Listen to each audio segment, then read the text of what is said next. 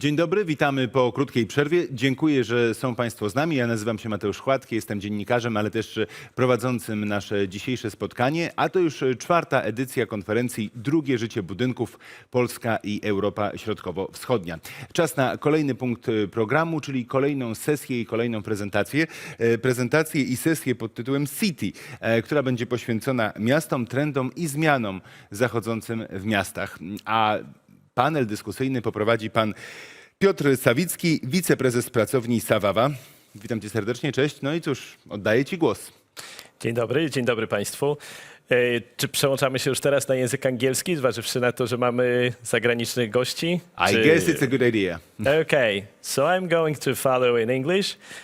Good afternoon, everybody. I have a pleasure to moderate this panel of the city session. We're going some very interesting things to discuss today. Hello, Gediminas. Good to see you. Yes, hello, everybody. Thank you. Yeah, thank you. We will talk about how the pandemic will change the cities and have already changed, actually. What's the role of the revitalization in placemaking and creating neighborhoods and sustainability, which is also a very, very important issue.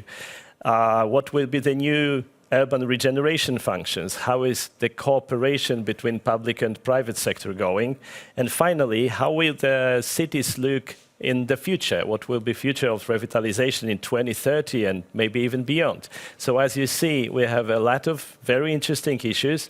We will answer later. I will answer all these fundamental questions to my panelists, and we'll probably not be able to answer them, just like that, but it's always important to discuss about them. So stay with us, don't go anywhere. Although it's a beautiful weather outside. I don't know how it is in Vilnius, actually, but we have wonderful sunny weather today.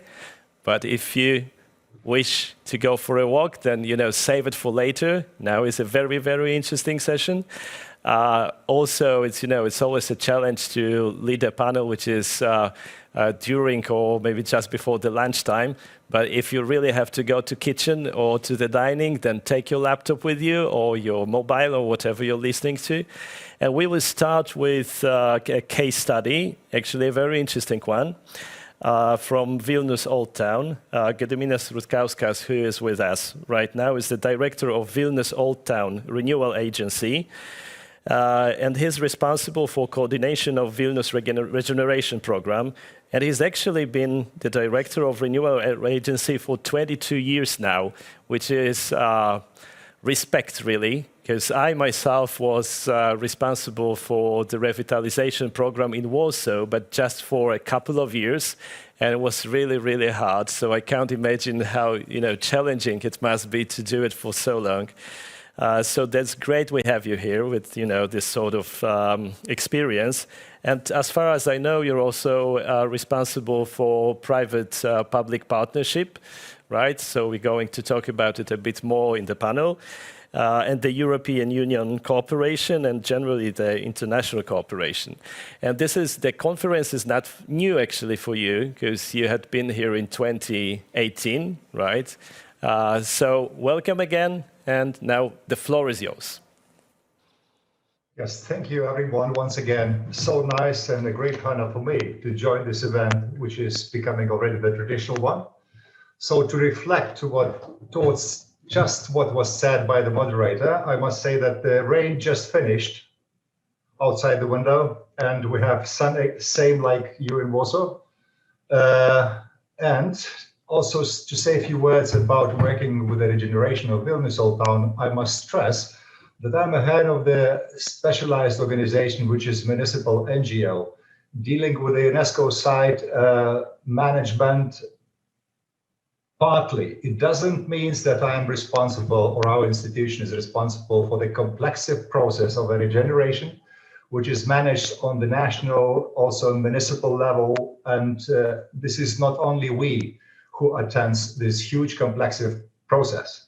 My organization is basically working, what was correctly said, building partnerships with the local private sector, starting from the property owners and residents, and stimulating them to properly treat the historic buildings and its environment, providing them financial support. Also providing the consultancy to municipality and the national boards on what and how should be planned and done in the old town to keep its equilibrium between the development and conservation, which is obligatory for the UNESCO sites. So, and today, as joining all of you, sitting now already in the future, I would like to go in my presentation with one object and one area. And I'll focus both in an object on revitalization and in an area on the modernization.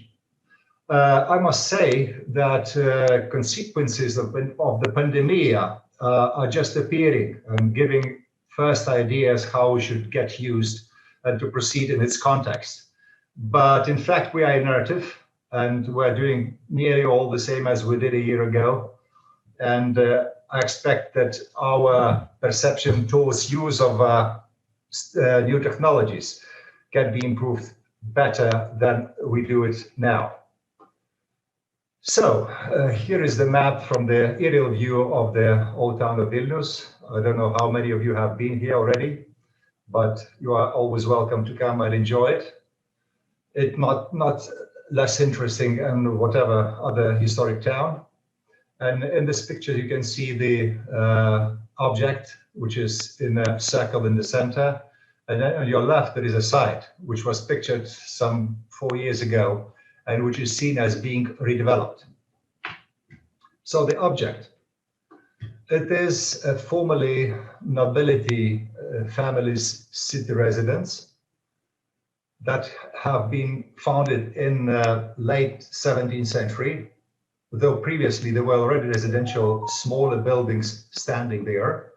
And this complex was developed then after the fire in the mid of 18th century. And finally, the last additions were developed at the beginning of the 20th century.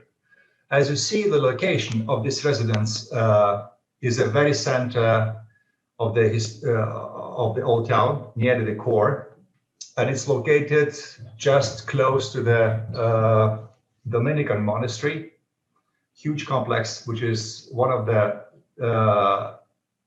from the dozen of the main important objects.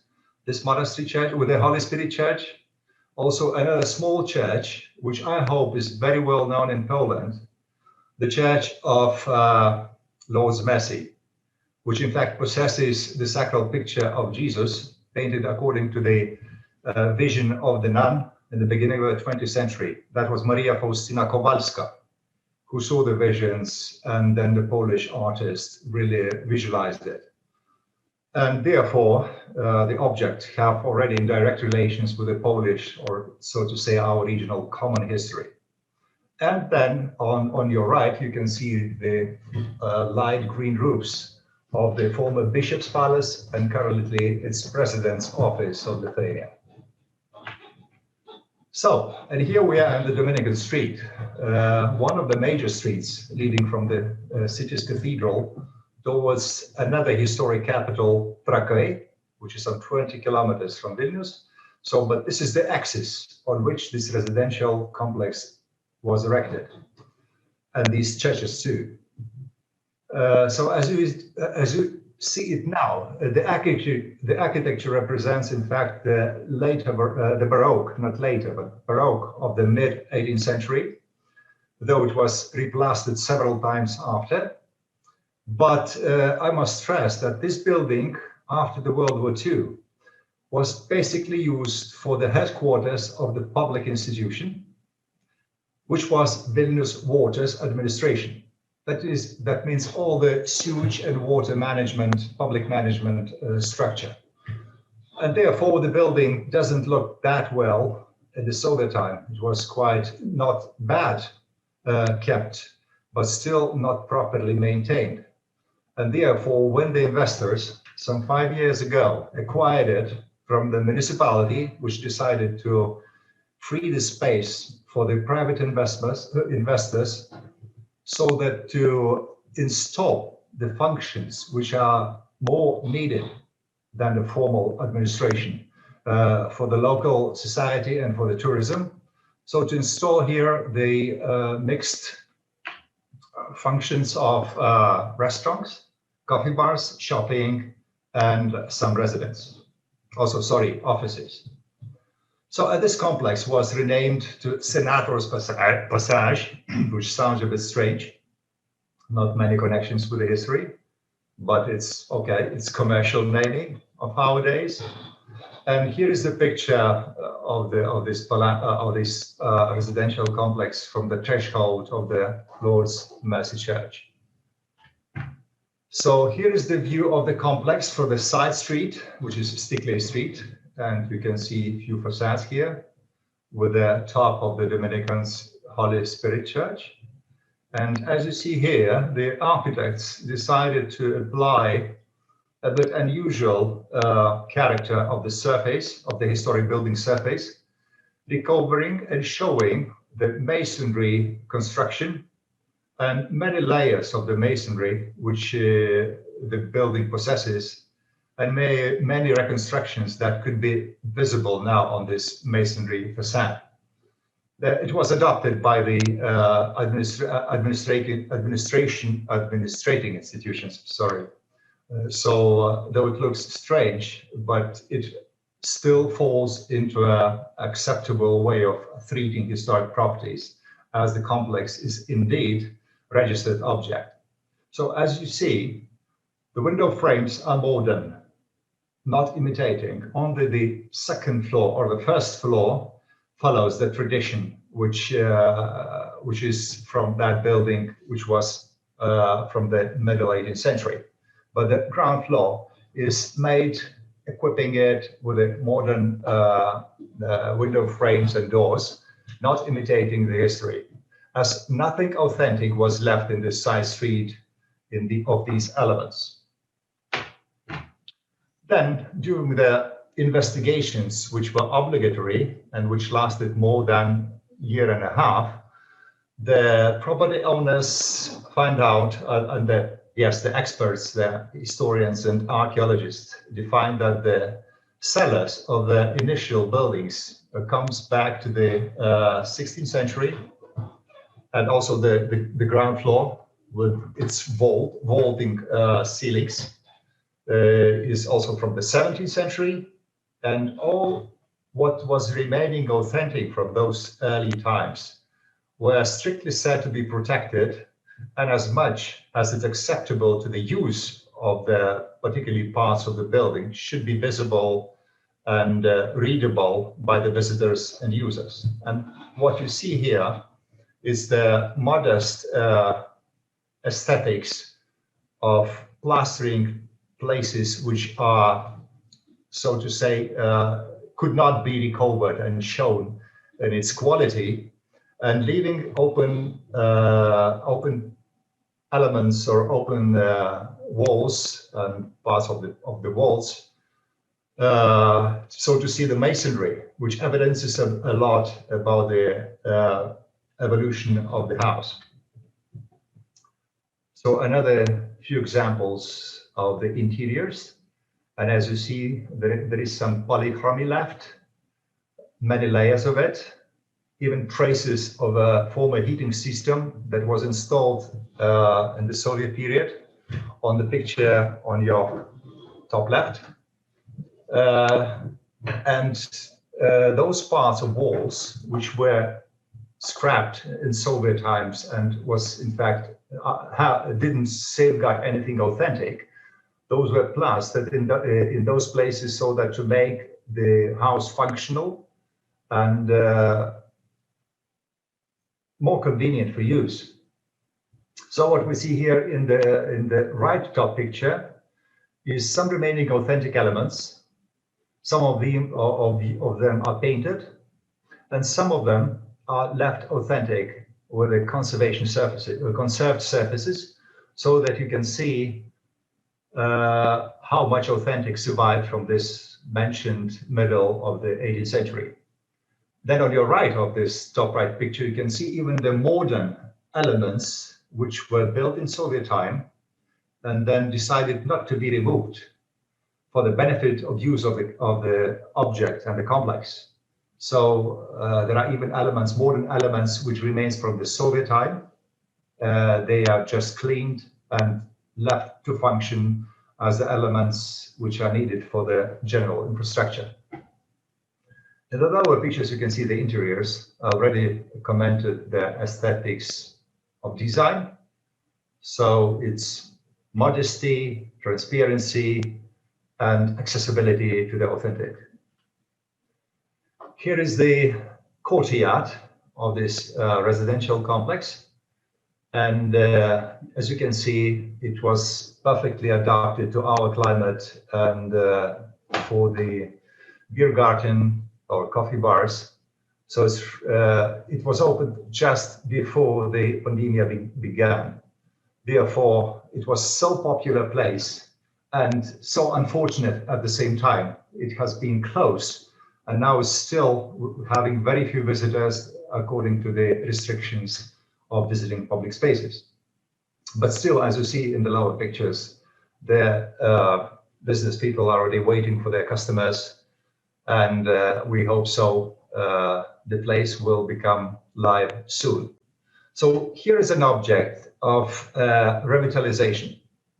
And I must say that the offices which are in the upper floors are really well rented and used basically by the small private companies, which don't need to be don't need to have special locations with good accessibility and dynamic visiting.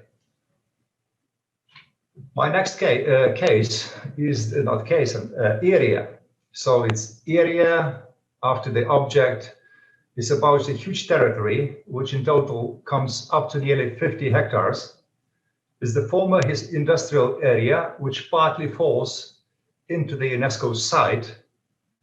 And in Soviet time, after the World War II, it was developed as an industrial area where electric mechanisms were produced, also leather treatment, which was also a traditional business in this site. And what else? And yes, and galvanic technologies, producing some details also for the electro-technological industry. So the area was quite polluted. And as you see in the top picture, it consisted of the heavy, huge blocks, which badly correspond with the historic environment, but still they have their own urban character and didn't conflict it very much with the old town, as being located in the lower terrace in the valley of a small Vilna river. Here are the pictures of the late 19th century, evidencing the historic landscape and the urban character, which is in fact suburban, not the city character, and very few buildings, most of them wooden, and therefore not much important in terms of archaeology is located in this site. It's important that location now appears also still in the UNESCO area, and that means in the historic core of the city. So here is the plan of the 1933, by the way, in Polish. I selected it purposefully, so you can follow and read maybe one other name. And the red ring shows the location of the area. So there are two streets named Kopanica and Poplavska, where the new development or this Soviet industrial area was planned to be converted or relocated some 15 years ago. So, and here you see that construction or redevelopment started in 2018. And one more picture from the 19th century. You can see in the further plan the spires of the churches, and compare the pictures. And here is the urban morphology of the area. So on the picture On your left is still how these industrial buildings appeared some 7 years ago until they were dismantled, and most of them were cleaned up. And on your right, there's a picture from the long-lasting architectural exercises, analysis, and public debates, which lasted, as you see, for nearly 10 years until the final design of the area redevelopment was approved. Indeed, as in all the historic towns, the community was very much in favor for constructing something which would correspond in material, morphology, and general image, in its general image with a surrounding historic city center. And that's why the solution of the architectural exercises were to come with something similar to it and to ensure continuity of this fragile, tiny urban construction, what we have in the historic center, instead of building something more solid, more massive, what would better correspond to the contemporary city's center. And here is the vision. Indeed, it's commercial visualization of the project after the local competition for the architectural design was finished. The developers developed this visualization so that to indeed make the Police area attractive object, offering nice multicultural, multifunctional opportunities for residents, for business people, and even for public institutions to reside and to plan their activities in the area. And here, the beginning of this redevelopment. So if to get back a bit, we have here two buildings. By the way, this one, which I show with the mouse, I hope you see it, is among those which was decided to be left as being one of a core, though massive, but core buildings with a quite sustainable construction. Engineering part of it was still strong and usable, and therefore it was decided to be left. And here it is shown already in the visualization. And here we see in this picture, it's top of it, the dark aesthetics. It's still there, and we'll see how it's resurfaced and adapted to the new architectural phase. And here, basically, you see the new urban character development, which started in 2018. This is the pictures from the beginning of this year. So early spring 2021, very few people, as still the pandemic regulations are in force. And the city suddenly acquires, in this location, in this area, acquires a new face, a new character. Though I must stress that there were always comparisons made with a similar situation and similar area in Tallinn, which I don't know how many of you know, which is famous Rotermani quarter. It's the location between the old town and the harbor in Tallinn, the very important place in the historic center of Tallinn, which have had much braver, much smarter, to my mind personally, architectural character, reflecting on the contemporary style of a design and the ambition. And what we have here is much more modest. And this is because of a regular pressure of the public opinion and understanding that houses should be, in a way, modest in their expression instead of being too manierist or too specific for the old town. So how it looks from walker's eye. So it's inner spaces between the houses, small public spaces. The big building which I shown, which was built in 30s, just before the World War II. Here it's on your right. And here again, view images from the riverbank. And other locations, we have a market square and the market building on this right picture. Market is in Lithuanian Turgus, so it's Paupys and Turgus. And here is the cinema on your picture on the left, the new cinema which moved from the old town. And on the lower picture on the left, there are offices. What's not very good in this location is that other buildings which were teared down because of the pollution and low quality of their construction were so intensively, continues to be so intensively redeveloped that undoubtedly will attract more pressures. I mean, the traffic, engineering needs, visiting, creating difficulties for the historic city center. And therefore, this intensive redevelopment already appears for the professionals as challenging one. And the process was that at the beginning, the permission were given to those visualizations I showed, but these further buildings appeared even more ambitious, and ambitious not in terms of quality, but in terms of intensivity. And that is a challenging part of this redevelopment.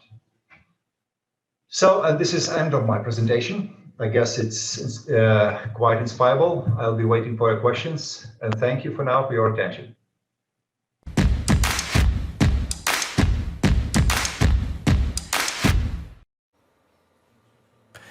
Thank you very much for a very, very interesting presentation. I actually have some questions about it, but I keep them for later because in the meantime, we have Joanna Jaroszewska in the studio. You don't really know how comforting it is to actually have a real human by your side, because in these crazy times of today's everything is online. Everybody is remotely, but you cannot do any other. I hope we're going back to a normality. Although I think it's going to be some sort of a new normality, not the old one, definitely. It will never probably be the same after the pandemic. But anyway, Joanna, how are you? Nice to see you. Nice to see you too. Joanna is a key account manager in real estate sales department of Orange Poland. But she's also an experienced broker and property manager and also real estate leader. She's a member of RICS, so that really means something. And the Orange is actually the company that has a lot of huge revitalization potential properties that he is selling, but also probably has some other sort of cooperations on these properties. Just to start up, as so far we're just doing the studio and waiting for the other participants. Can you think of any property that Orange owns or owned that is especially a challenge for the investor in terms of revitalization? I mean, a difficult one, but very let's say a nice a place to create or something like that? Because I have something in mind actually that came from Orange, but if you have something I hope to that you will name share. Yeah, I will.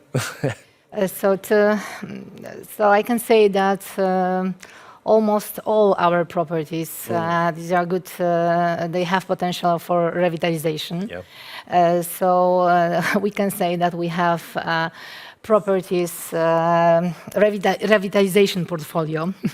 As you know, today you saw a lot of examples of our properties that we still have.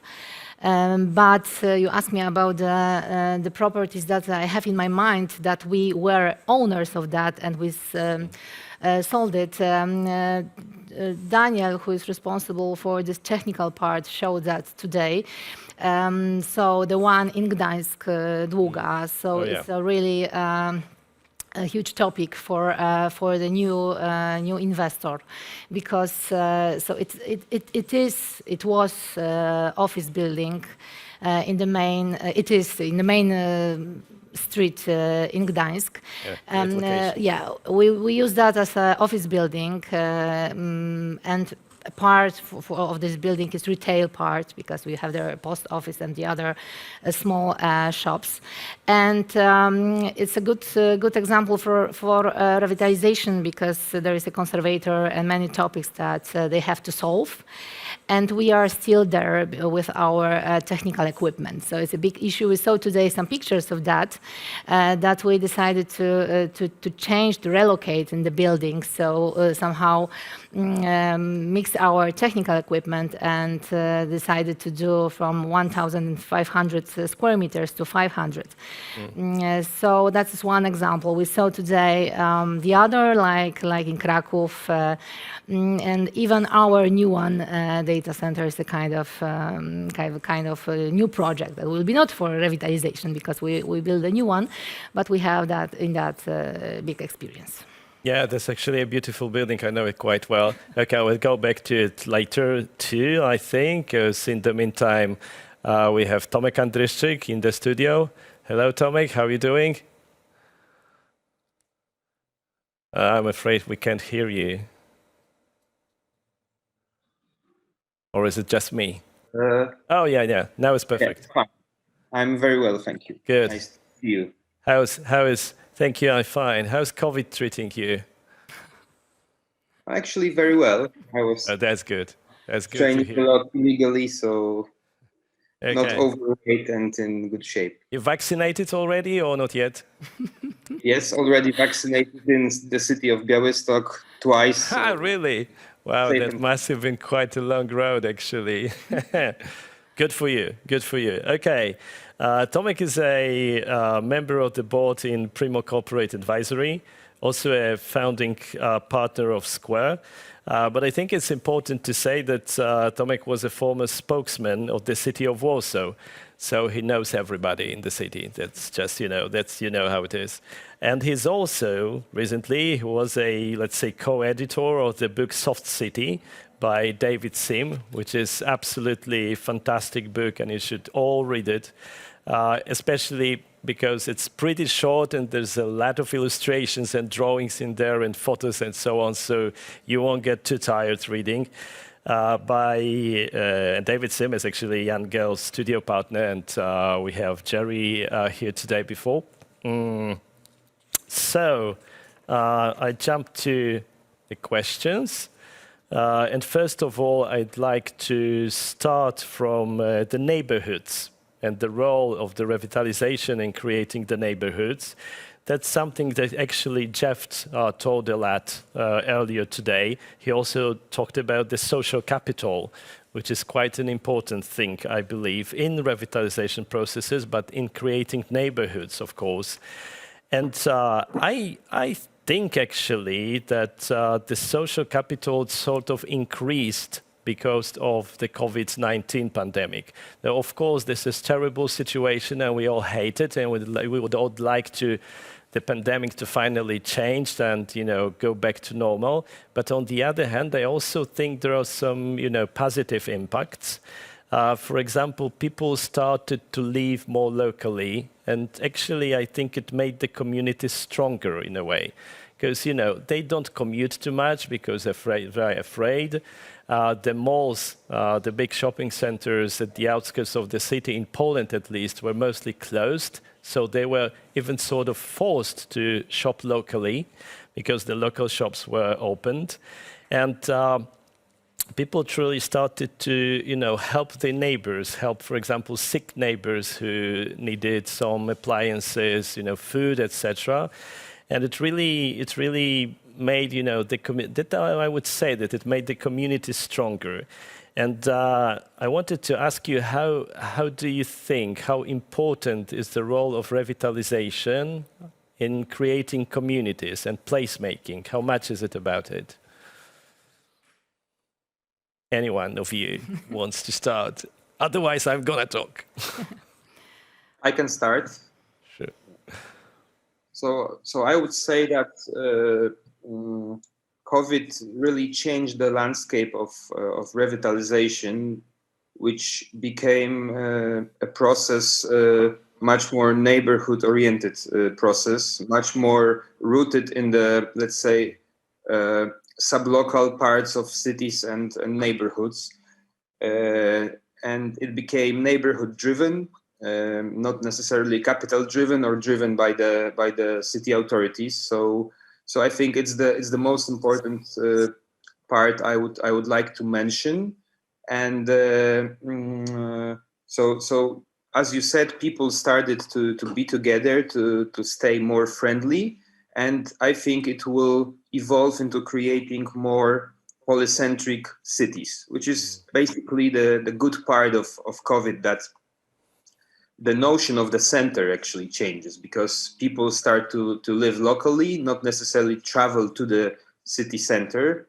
And this process is not necessarily digital. It's more actually being together. Especially after COVID, I think people will want to stay together more. That's why this element of togetherness is the most important factor I would like to mention, just to maybe to start the discussion.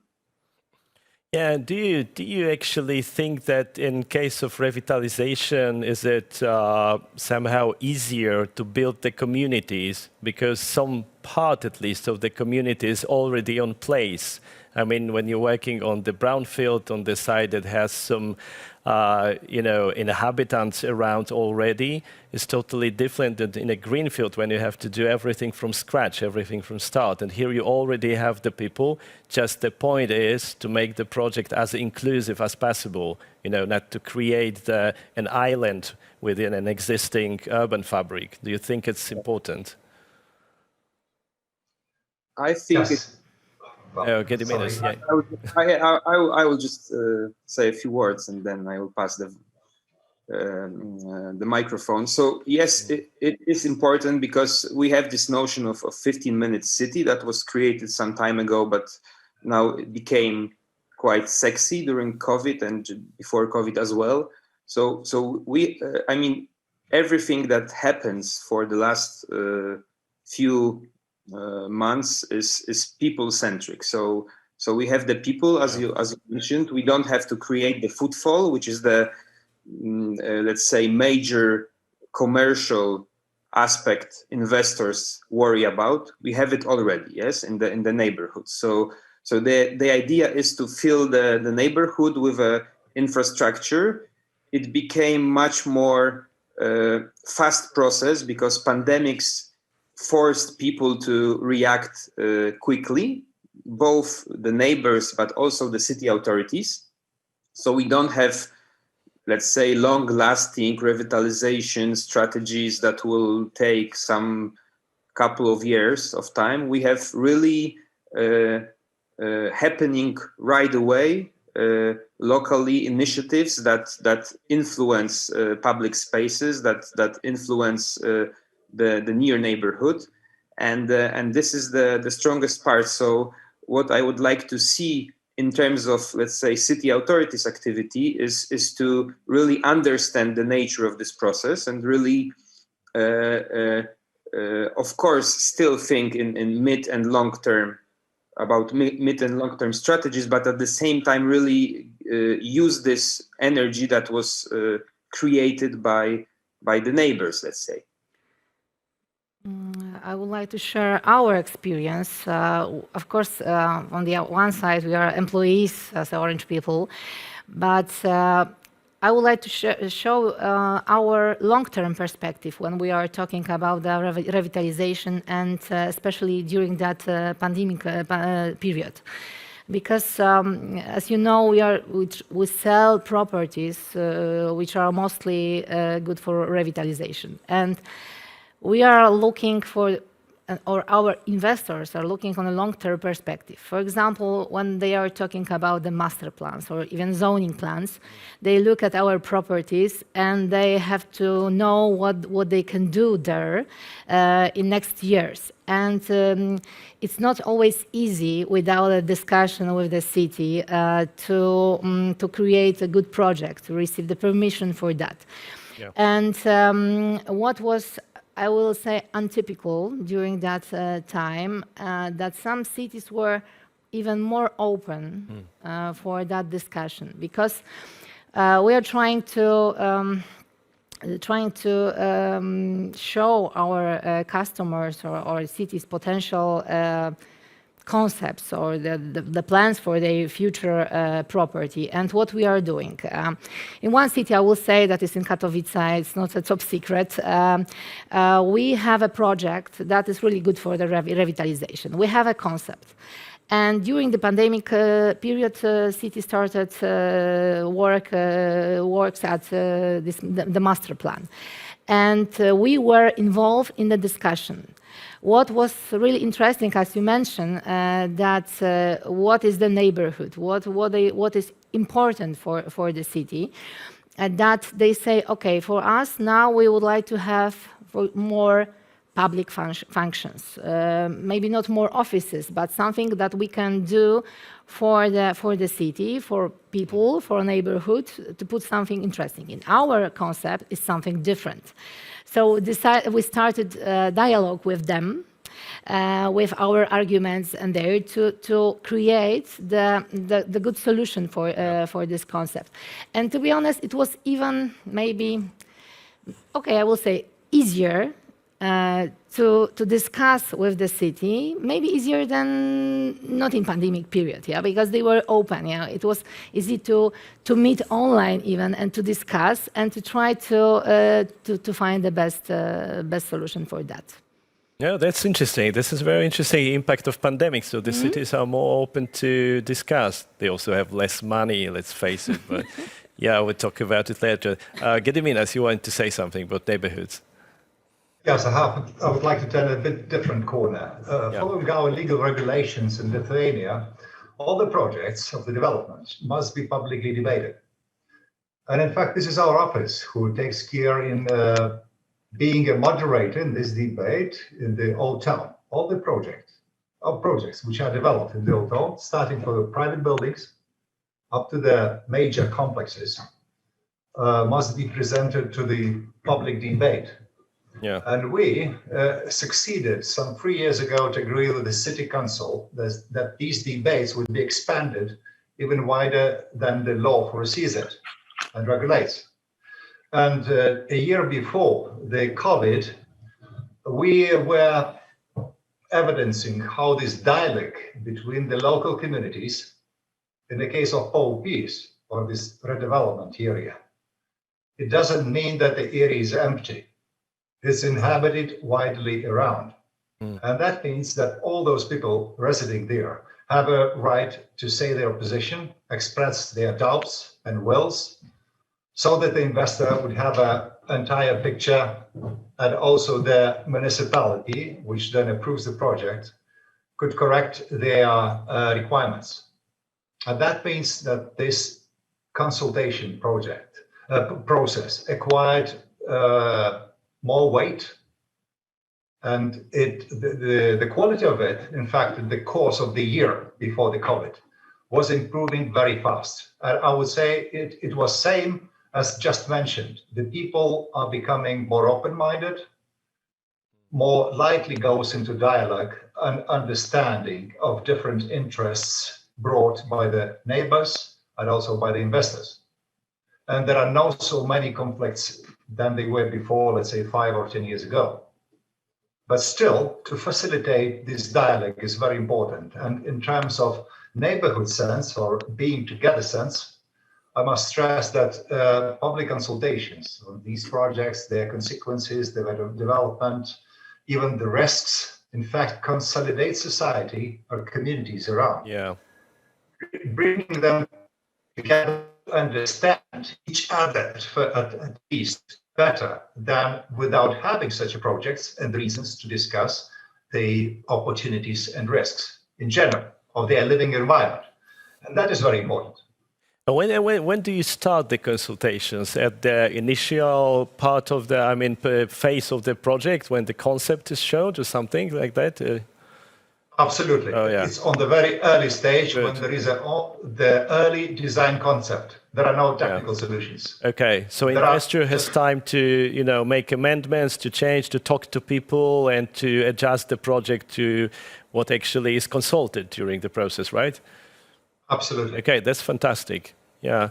We mostly, actually in Poland, we mostly do it with the local development plans, which are just, quite theoretical, I would say. I mean, people don't always understand what it is really about, and not with the specific investments, which would be probably much more better because the people know what is going on. They see the building, they see the visualization, so they can talk about what they really understand. Yeah, that's great. That's actually a great idea, I think. So, I think maybe let's jump to the cooperation with the cities theme then, the cooperation between the public and private sector, because we already actually started talking about it just from the very start, because I think that's, on one hand, that's an important issue, but it's also a challenge. And I remember when I had a meeting with major residential developers actually in Toronto, which was very interesting because they had a lot to say about how they do the projects, but also how they cooperate with the city. And they weren't just doing regular condos. They were doing the revitalization projects and some socially focused projects. And I asked one of the developers, what is the city for you? I mean, how is it supporting? What is your connection, your experience with the city? And he, without any hesitation, he answered, pardon my language, I'm just quoting, he said, pain in the ass. And I said, okay, not so good. So I asked him, but when you do this, these very special projects, revitalization based, the social, you do a school there, etc., is it easier to talk with the city? And then he said, okay, maybe a little bit, but it's still a big challenge. So it's a challenge to talk between the private and public sector. I'd like to talk you a bit about your experiences, if you might, especially that you have different experiences, because actually Joanna and Tomasz from the private sector and Gediminas from the public sector, so I think they will be interested. But also in another part of my question is private-public partnership. Do you have any experiences with it? Do you think that there is enough trust between the sectors to do this sort of projects? Or is the public sector, let's say, agile enough to do this sort of cooperation? Because from my experience, in the city, usually the time is not an important factor. For the investor, it's totally, it's the main factor. And of course, in the revitalization, these are long-going processes often, but still you have to know what's the timeline. When you talk to the city authorities in Warsaw, in Poland generally, it's often you feel like it's not, that important for them. So what are your experiences? We actually we don't have such experience in PPP projects because we focus on sales of our properties, but we are trying to support our investors or future investors who are interested in our properties, and we try to support them in this discussion. We know that our properties are not so easy. They have many issues that we have to solve. And our investors are interested in, but they know that without us, sometimes it will be harder to solve it. So mostly we focus on that. Okay, we are sometimes engaged in topics when is a new master plan or something, open this discussion and so on. We put our issues for that, but that we are making in advance. When we know that some projects are not so perfect for the commercial investment, so we try to put that. But so our experience is not so a big one. Of course, we have some with maybe not okay with the city, with the conservator and so on. When we have to find some ideas how to do some things. But in really this PPP project, not so. So much. Maybe colleagues will share some experience. We don't have actually so many of them in Poland so far, I guess. Popular. I think Gdańsk is actually leading. They did some PPP projects quite well, actually also in the city center. I don't know the Warsaw ones, but maybe you guys have some experiences with those sort of tool. And generally, with the cooperation with the cities, between the public-private sector.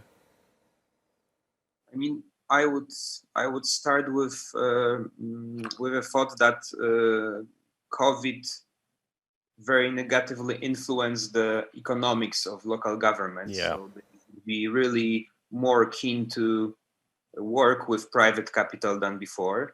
And we have some nice examples in Poland. I think that we should enumerate. One of them is, for instance, a big tender happening in the city of Łódź. I'm also involved a little bit for a big scale social housing project, and so the city wants to actually lease a few hundred of apartments for social housing purpose. And this example is very positive, not only because of the trust that the city puts in the private sector and real estate developers, but also because it allows to, let's say, I will use a startup word I quite like, blitz scale the number of social housing units the city can provide. So this is a good example.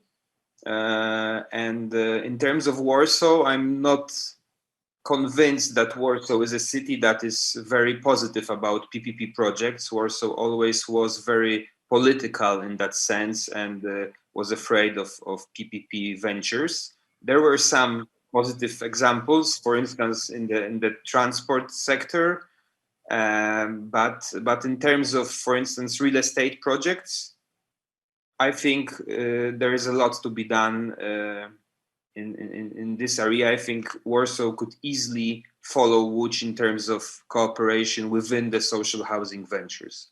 And housing in general during the COVID becomes very strategic and very political issue, because the prices of housing are going up, because the global flow of the capital is coming from the office and retail sector to housing, which means that the demand is getting bigger and bigger, and the city has to cope with that, has to be able to intervene where the market is operating, let's say, in a harsh way for the citizens in terms of prices, for instance, which are going up. Yeah, that's true. Actually, Warsaw is sort of starting these processes, the PPP processes, as far as I know, but it wasn't very popular before. Right now, they have prepared a bunch of projects already.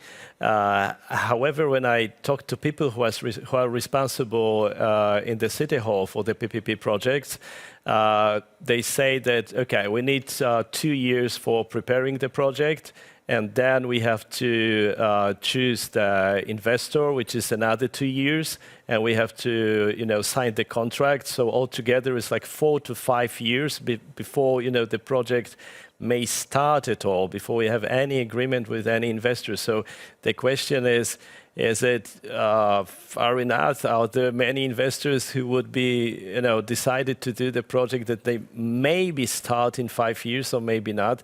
I think that's really the problem. That's also probably the legal problem in Poland. But how is it, Gediminas, what's your experience, especially that you have this, look from, let's say, the other side, more from the public?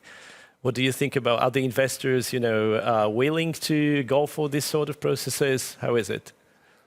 Firstly, I must stress that there are no any special or more sufficient regulations on this building public-private partnerships.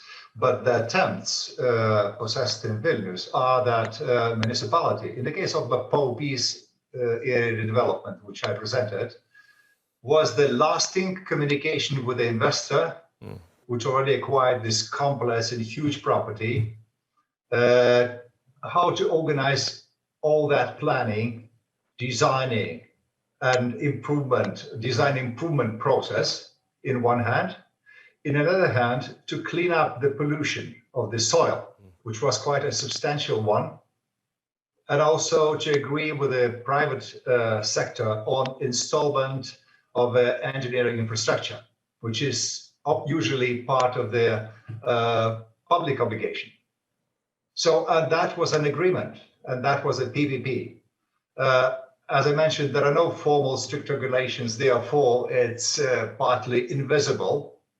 But at least as city declares that there were really successful agreement built following the EU project, which supported this soil contamination of that area. From one side, developed and led by the public part. The private part took over the bringing back the new soils and installing the engineering infrastructure, which was then indeed in the close agreement and cooperation of the parties. And our role as a soft player was to embed all that project into the context of UNESCO. And we were the organization, municipal NGO, but still partly autonomous, who kept the communication with e-commerce and UNESCO, inviting the obligatory international mission, which also took nearly a year to organize. The international mission from Paris with international experts to give their point of view to this substantial invasion, so to call, in the historic city center in the World Heritage Site. And that was also very important ideologic element, both important in terms of public interest, but also in a private understanding, how their performance should be more careful in the specific context, ideologic and political. So, and this worked quite well, though in terms of time, it's a difficult question, yes, as everywhere, as you just mentioned. Yeah, but that's a very interesting example, actually. Do you think that when the revitalization is controlled by a specific agenda, is it easier to cooperate with the private sector?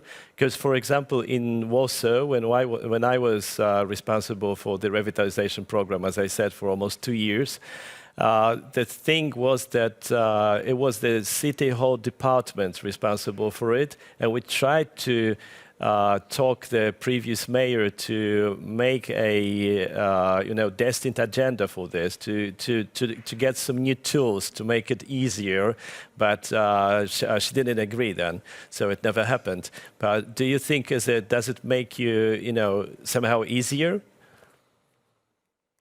I think this course of your mind is incorrect. It's in a way Central European thinking. Instead of thinking about the progress of the trust of our society in general.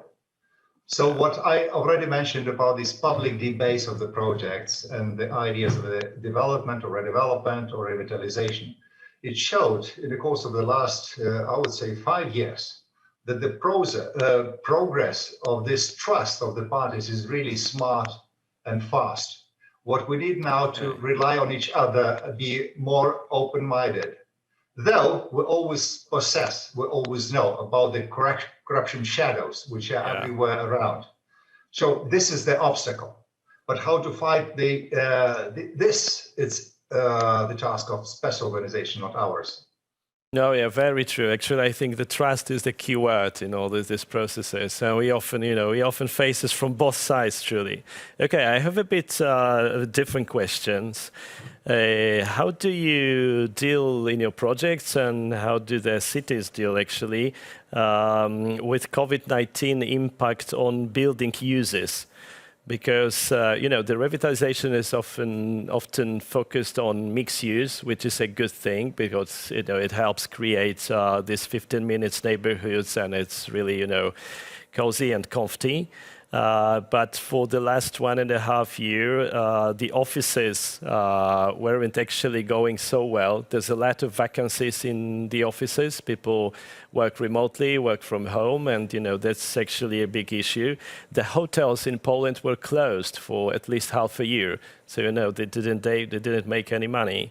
The student housing were empty actually because students were at home, learning from the distance. Not to mention the retail. The retail was in very bad condition even before the COVID. This shopping center, malls, this sort of projects were actually outdated already. Brick and mortar retail is not so profitable anymore because a lot of people were buying through the internet. And now, the internet sale increased so much that the retail doesn't really feel, comfortable after the COVID. And I think that only residential seems to grow steadily, or maybe even not steadily, but very much actually, because people treat residential, condos as investments on one hand, and on the other, they started to looking for bigger apartments actually, even because the credits are quite available now in Poland, and people, take credits and buy bigger apartments because they often have to work from the apartment. They need another room and so on. So a lot of, functions, a lot of users are not really, in a good condition. So how do you think, how will it impact revitalization projects and the users? Maybe it's time to look for some sort of new users, or maybe a different sort of mix. Or I don't know. I don't know the answer actually. What do you think about it? We have the two paths, I will say, because maybe to be prepared for the discussion with the city. So we do two things during this pandemic period. Mostly we have mixed-use projects because we are the owners of the buildings. Sometimes we are the tenants too. But in these buildings where we are owners, we use that as a mixed project because we have there our technical equipment, and mostly we have their offices. We try to, during that pandemic period, that some things were stopped, to look at our portfolio and to prepare the new potential offer for the investors and for the future discussion with the city. And we did many concepts. You saw that today. We try to focus on the residential part. We don't have many of that, but we look at that in different way. What we have to do to change the usage of these properties. So the cooperation maybe with the Lex developer, or a discussion about this zoning plans, master plans. That is something that we can do as an owner, yeah, because we don't do that for us because we don't need these properties anymore. Of course, we are a big tenant too, because in our many locations in Poland we have our offices, but we decided to lease them, not to own them. So that was the one path to try to look in different way on our projects. They are absolutely for the second life, for the revitalization. Yeah. And even before, if we thought that we can do their offices, we try to think in different way and do the mix. Maybe this resi, maybe residential, full, or something new. Is residential for rent a new sector? So it depends on what investors want to do, because there are many options. What do your clients expect? What do you observe? they decided to. The beginning was they stopped. They had to keep the distance and so on. Okay. And they started to look for the new opportunities. We have the customers who in the past had, for example, only retail, and now they are asking about the maybe residential. Maybe we'll find in something. About the time that you mentioned.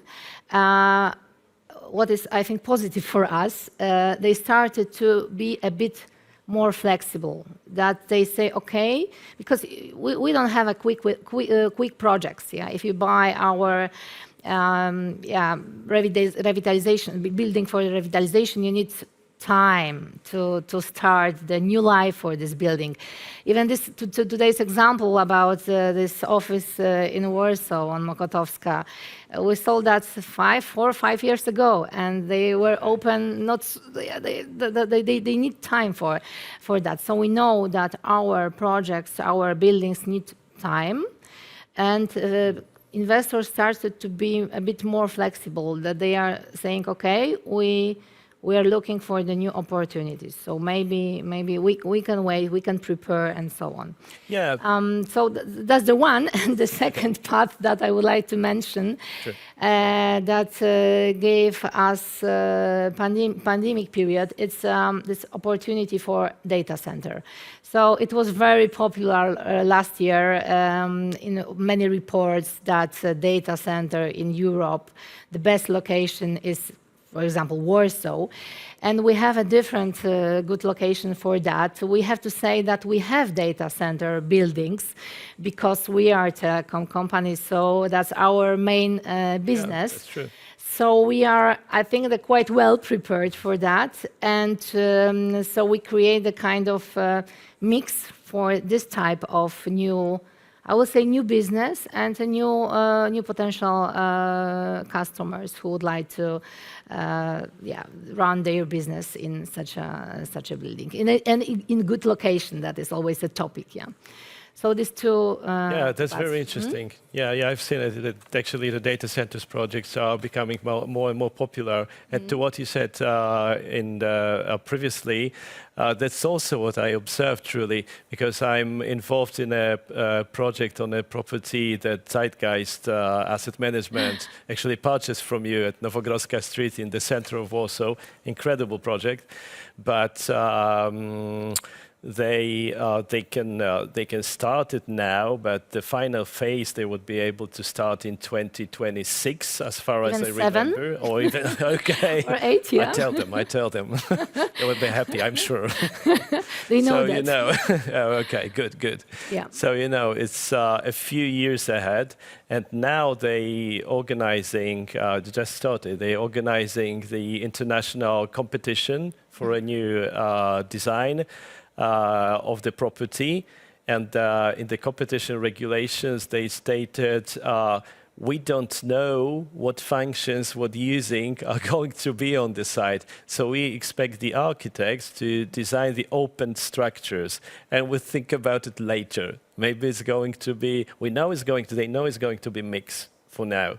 But they don't know, maybe it will be more offices or less offices, or maybe some condos, or maybe a hotel. Maybe even data center. Maybe even data center, because exactly. This building is quite well prepared for that. Yeah, especially that they have quite a big underground stories, as far as I remember. Maybe that's also a good option. Yeah, but you know, that's what makes the investor now. They don't read the actual functions. They think the structure, and we will fill it, and we can. And what's important is to be able to adjust this structure for other users. It's a good example of potential revitalization, because this building is about 50,000 square meters, and almost half of that it is fulfilled with technical things. So we know that very well, and we will move that equipment to, for example, this new data center that we built, that our colleagues talk about it. So it's really a good example that is possible to revitalize building in such a new way. Yeah, but it's true they need to be time because we are still there. Exactly. Yeah. But I hope that we'll keep the promise and we'll move that. We'll change our location. Great.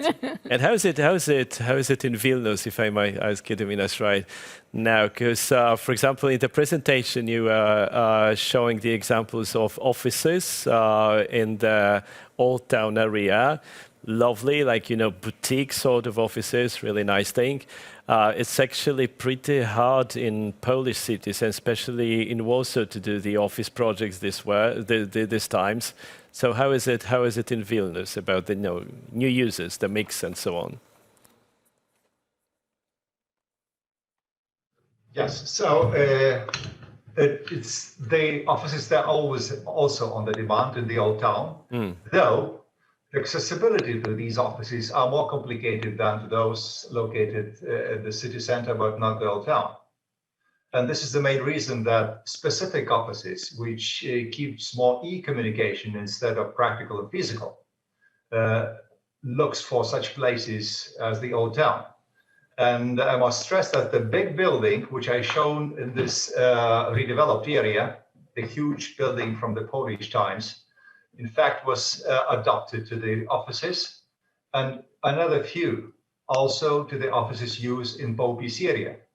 What evidences that although there is a huge offer of the offices buildings in the city center, more remote, with a very nice parking, no limitations, with nice accessibility, still there is some specific demand, as you said, boutique demand for the tiny offices with a character, with the environment, and which is specific and not massive demand. Okay. Can I add something too? Sure. So maybe I will start with housing. Of course, housing is thriving and was thriving during the COVID and will be thriving for coming months. That's for sure. It has been a dominant asset class globally. It constitutes around 70% of real estate worth globally, and it will constitute even more because the capital is investing even more in housing assets. So I'm taking care mainly of housing investments. So we've been thriving for the last months, happily. But we have, of course, other projects, not necessarily housing projects. And each asset class, of course, needs to be rethinked.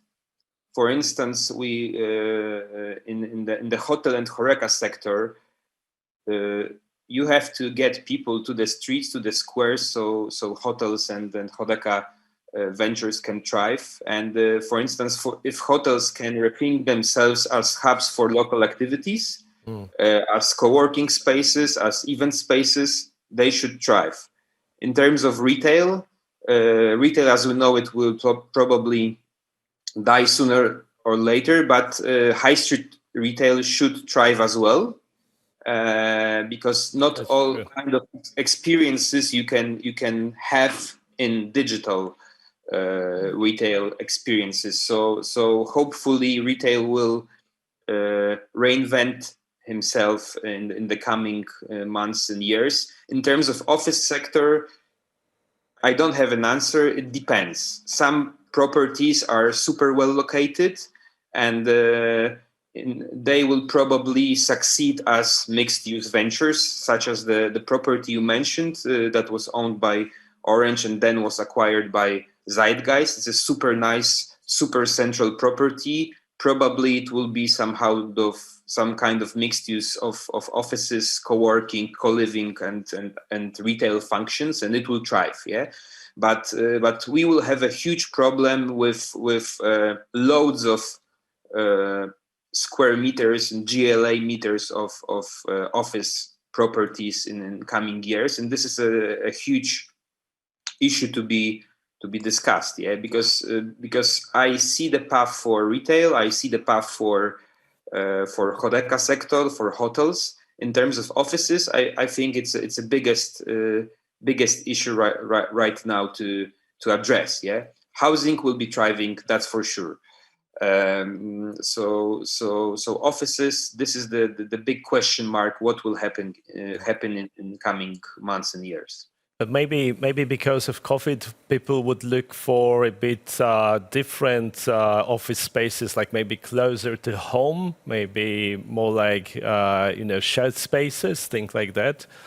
Not only the central locations. Of course, it happens already within some let's say agile companies. That, for instance, in IT sector, there are companies that don't want to have one central location for, let's say, office headquarters for instance, in Warsaw, but they look for more polycentric model where you have a smaller headquarters, like more official, let's say, space for big business people, and then you have a couple of locations in different parts of the city, so people can work in their own neighborhood, for instance, and don't have to travel to the center to work. So companies are looking for more agile and let's say intelligent kind of space management and work management, and probably they will continue that.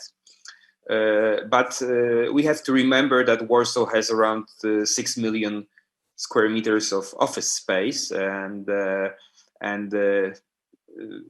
we have to do something with that. Not exactly.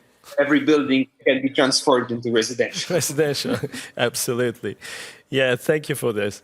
A bit different topic, but connected with what we're talking about. I'd like to ask about your opinion about two things, actually: sustainability and heritage, because in revitalization projects they are somehow connected. Do you actually feel that revitalization projects are good for the sustainability? Because what I observed, not only in Polish cities, but across the European Union and also the CEE region, that one of the most important goals is reducing CO2 emission. And in case of revitalization projects, it's definitely good for it, because this is the reuse of existing structure. So that's one big point. There are often central locations or mixed use, which decreases the number of travels by private cars. So it also decreases the CO2 emission. And that's definitely a good point. But on the other hand, with the existing buildings and sometimes heritage protected buildings, it's really, a challenge to, for example, to do the certification, like LEED, BREEAM or WELL.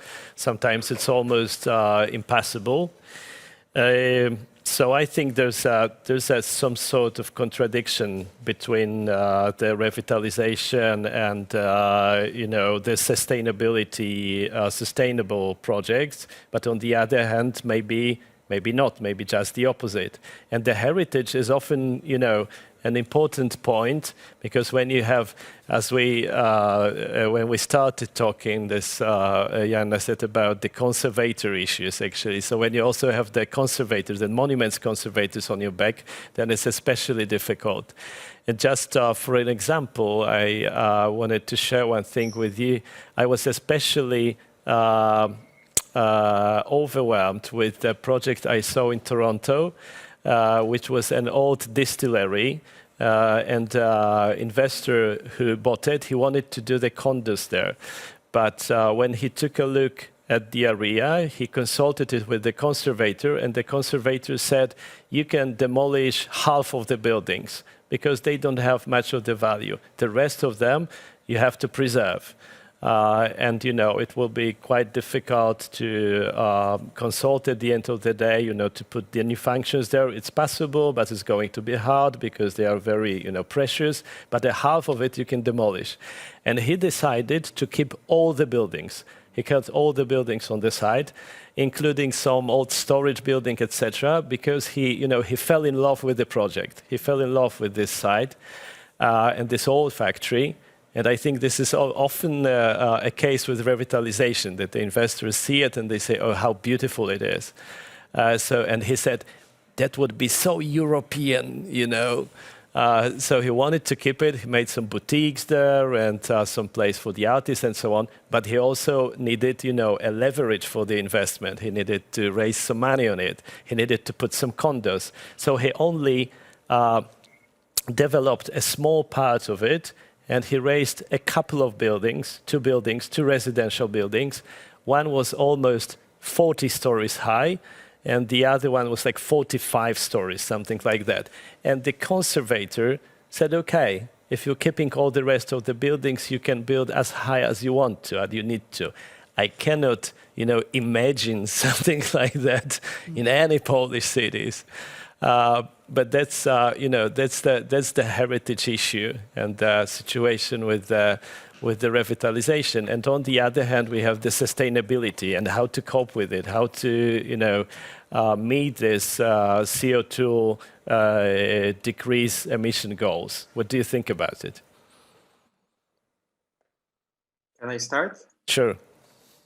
Yes, so I think that sustainability and revitalization are supporting forces, and they have to go together. Yeah, they are not contradictory. So this is let's say the main thought.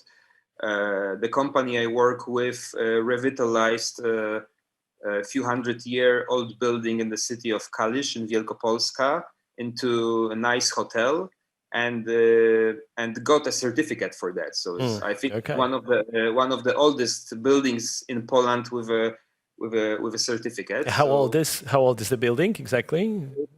Partly it's over 100 years old. Okay. Partly it's few 100 years old. Wow. So there is a Hilton hotel in there. There are some nice restaurants, and we worked with the conservator from Wielkopolska, and it was a very fruitful cooperation. And then we revitalized the building. We've put some nice restaurants and office space and the Hilton hotel there, and it works very well. Even during the pandemic, it was operating, let's say, on 30%, but it was operating. Yeah?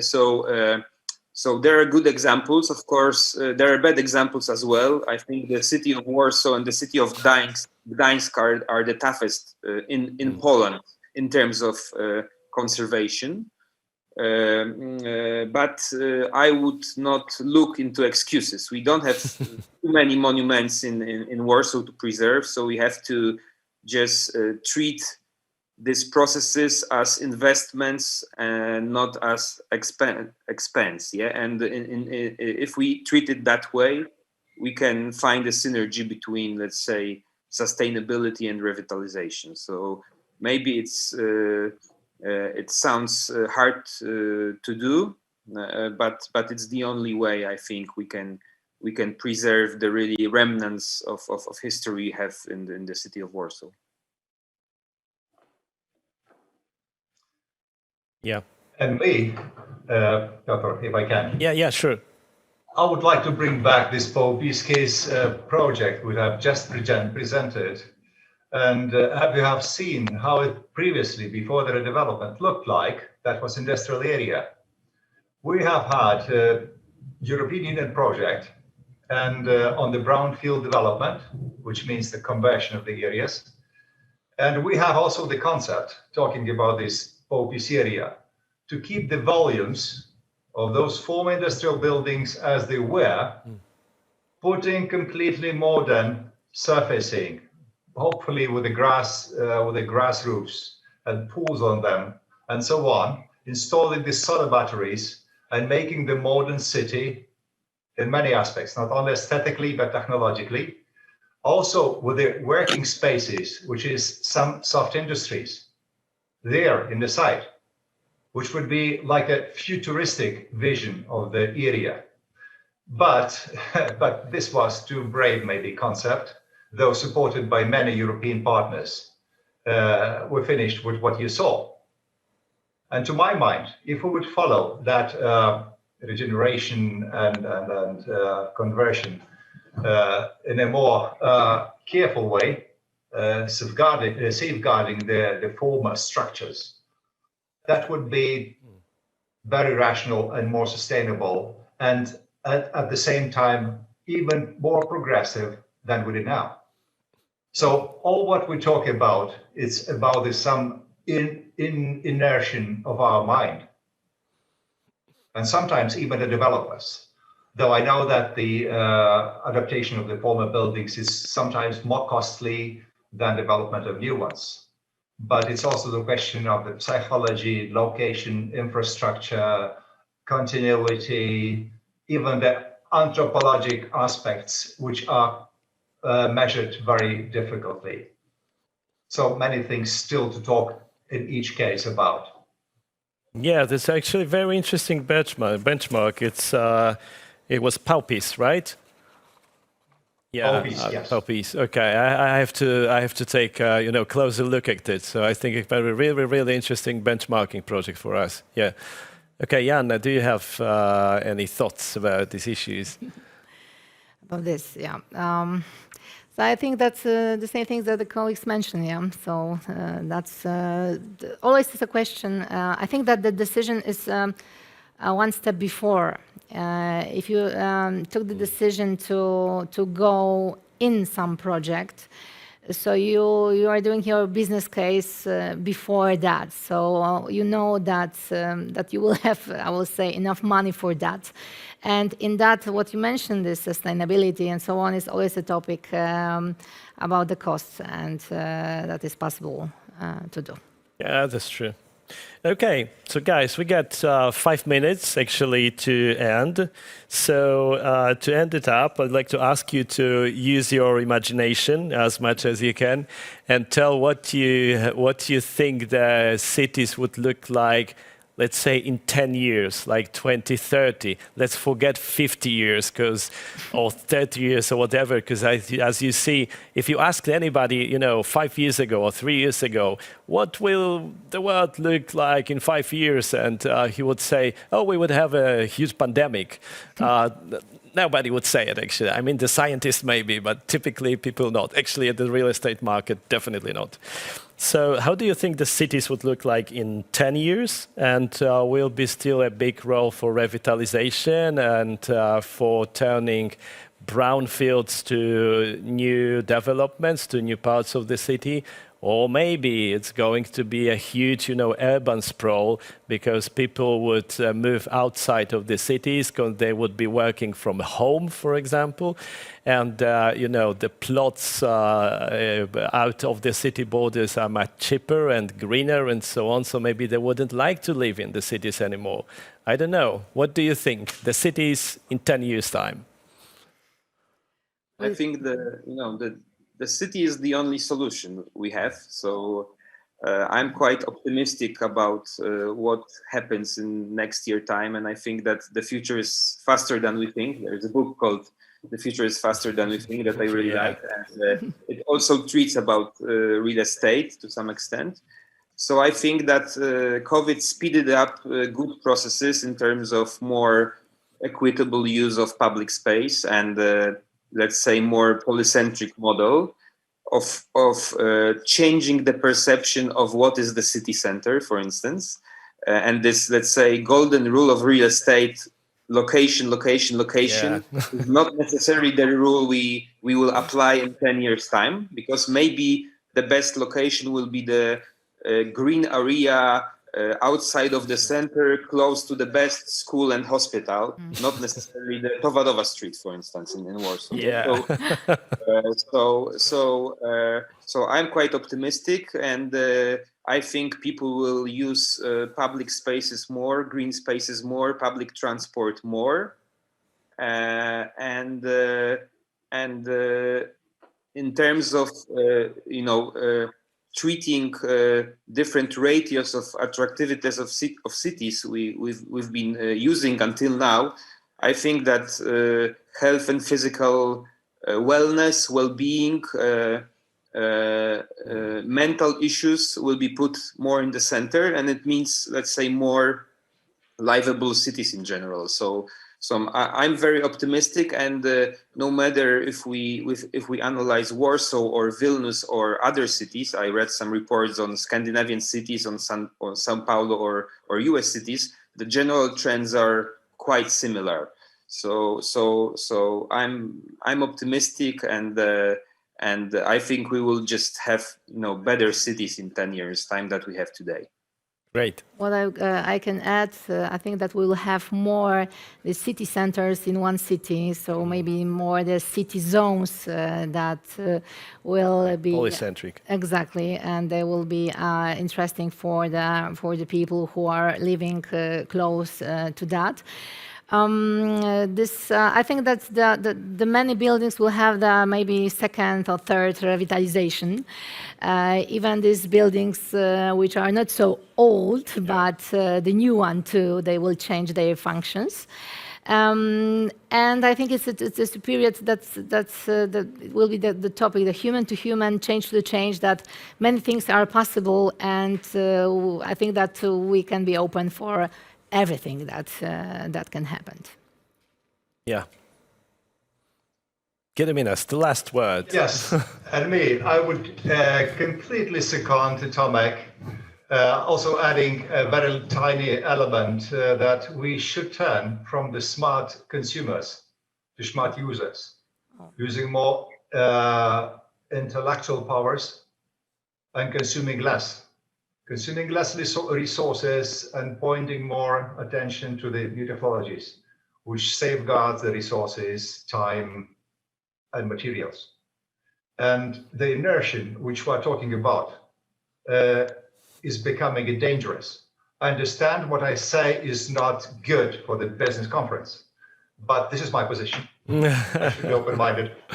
Yeah, thank you very much. So it's actually at the end of the day, it's not about the real estate, it's about the people, and it's about the human who's always, in the center of what we're doing and we're aiming to. Thank you very much. It was very inspiring for me.